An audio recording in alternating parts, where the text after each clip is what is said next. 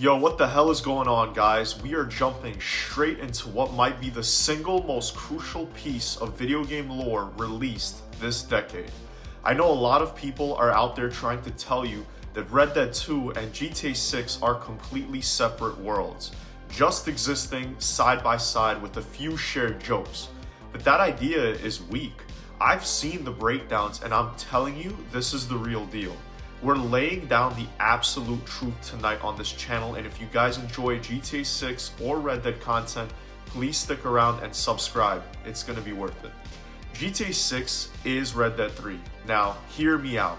Rockstar isn't just making two great games. They're building a foundational, continuous universe where the harsh realities of the Old West set the stage for the chaotic modern world of Leonida. This isn't just about fun theories, by the way.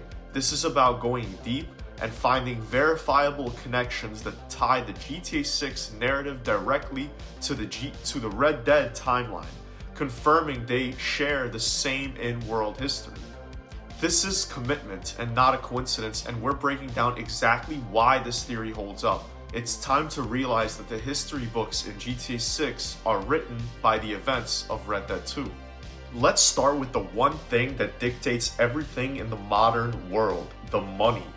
Everybody went nuts zooming into the flying currency during that chaotic club scene in trailer 2. People are finding portraits on those bills.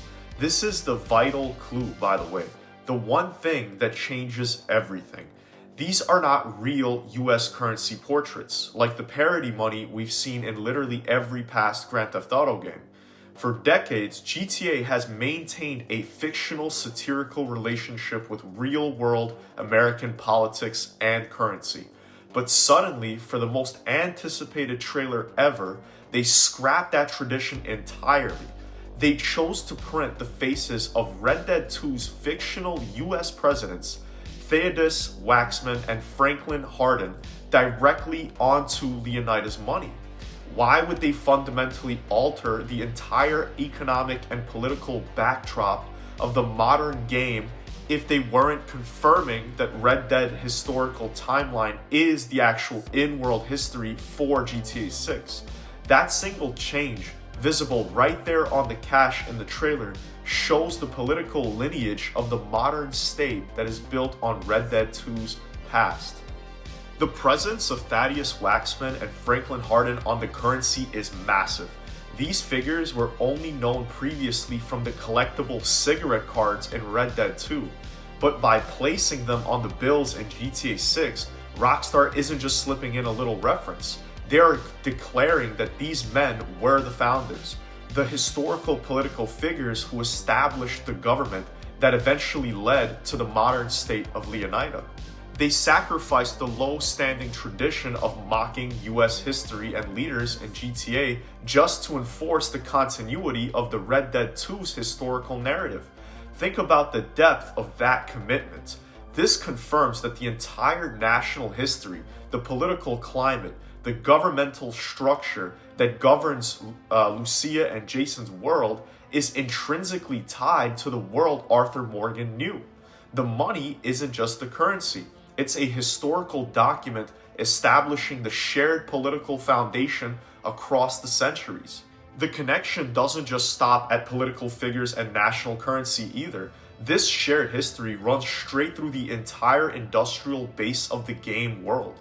We're talking about the guns themselves. The latest GTA 6 trailer 2 still shows several modern firearms that are stamped with a familiar, crucial brand, which is the Duke brand as seen in the trailer screenshot of Jason holding the M16. This isn't some new randomly generated manufacturer name. This Duke brand is the identical name and logo used by the Duke Arms company that appears all across Red Dead games. The company wasn't founded yesterday either. The source confirms that Duke Arms was established pre-1853 and is directly tied to the classic revolvers that defined the Old West era. The community and press callouts flagged the precise identical logo and name appearing on GTA 6 weapons. This detail implies a powerful and continuous manufacturer lineage stretching from the late 19th century all the way to modern Leonida. The existence of Duke arms across both games is critical because it links the industrial evolution of the world through the same consistent brand. It's easy to invent a new name for a futuristic gun company, but Rockstar chose to connect the dots by showing this established Old West manufacturer successfully surviving and thrived across the decades, right up to the modern era. The continuity of the industrial power structure is just as important as the political continuity suggested by the money. They are showing that the same corporate forces that armed the frontiersmen in the 1800s are the same ones arming the criminals in modern Leonida. This is detailed, cross-era storytelling that solidifies the single shared timeline. That level of dedication, linking both the political and the industrial past of Red Dead to the present of GTA 6, is proof that developers intend for these universes to be recognized as one after GTA 6 comes out. I can already hear what some of the skeptics are saying. Oh, they're just reusing the textures or reusing assets, or it's low-hanging fruit, but those arguments lack real insight. Think about the precision that is involved here. Rockstar could have easily created a dozen new satirical gun companies to fit the GTA mold. Instead, they consciously chose to reuse the specific, pre-documented historical brand of Duke arms. This choice validates the idea that their history books confirm this company successfully navigated the entire Industrial Revolution and the shift from single-action revolvers to modern assault weapons. If the goal was just simply an Easter egg, why tie the entire national currency of the Red Dead timeline alongside the industrial branding?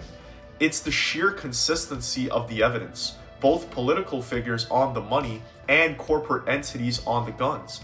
That makes the shared universe undeniable. This is intricate, multi-layered, canonical world building. The weight of this combined evidence forces us to accept that Red Dead 2 is the official historical context for GTA 6. The entire world of Grand Theft Auto now sits on a documented timeline that begins with the historical figures and industrial powers established in Red Dead. It means that the government, the corporations, and the fictional wars of the past are shared elements. This isn't a vague suggestion. This is the definitive unification of their largest franchises. The satirical world of GTA gains significant depth by having a serious, established history that justifies its existence.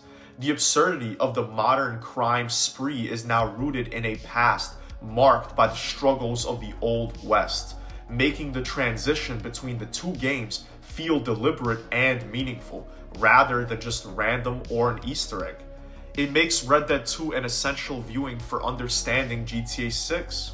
The scope of this continuity is also profound. We aren't just looking at a few reoccurring fictional brands like a soda company or a type of car. We're dealing with the foundational pillars of a nation, presidential lineage, and industrial infrastructure.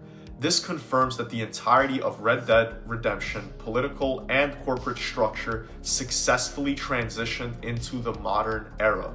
The world of Red Dead is not just going to vanish. It evolved into the world of GTA. When Arthur Morgan was fighting against the rise of industry at the end of the outlaw way of life, he was directly participating in the history that led to the Vice City of 2025. This single timeline connects the entire American narrative, from the frontier era to the social media age, all under the same fictional historical banner. This isn't just some fringe fan theory hidden in the darkest corners of the internet. The evidence was so strong that the community and press callouts immediately flagged both currency and the weapon branding as undeniable links between the two games. Multiple breakdowns zoomed in on the bills directly matched to the portraits of the Red Dead Redemption 2 cigarette cards. When the press calls out the identical logo and name on GTA 6 weapons, specifically noting it implies a continuous manufacturer lineage, They are validating the intentional design choice by Rockstar.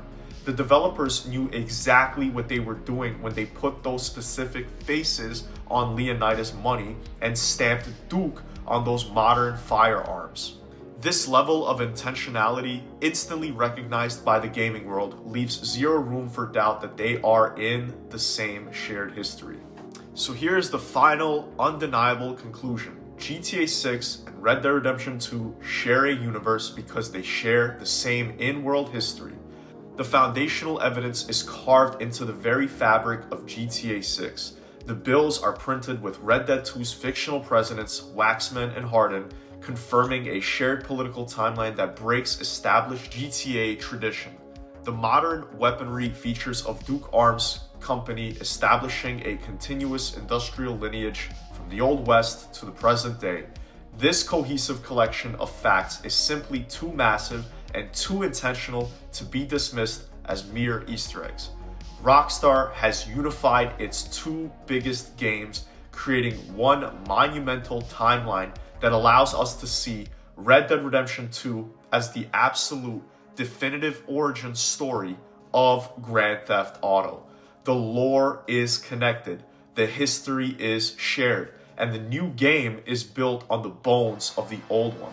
If you guys enjoyed this video, please like and sub. It really helps a small channel like mine. And I want to know in the comments, what do you guys think? Do you agree with me? Do you disagree with me? What are your thoughts on Red Dead Redemption and GTA being one universe?